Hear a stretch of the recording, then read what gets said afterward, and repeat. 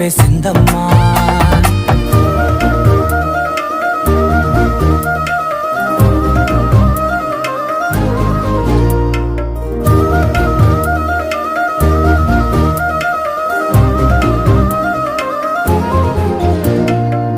ఏకాంతాలన్నీ ఏకాంతం లేక ఏకరువే పెట్టాయే ఏకంగా, సంతోషాలన్నీ సెలవన్నది లేక మనతోనే కొలువయ్యే మొత్తంగా, స్వాగతాలు లేని ఒంట్లో ఉండలేక విరహం కనుమరుగై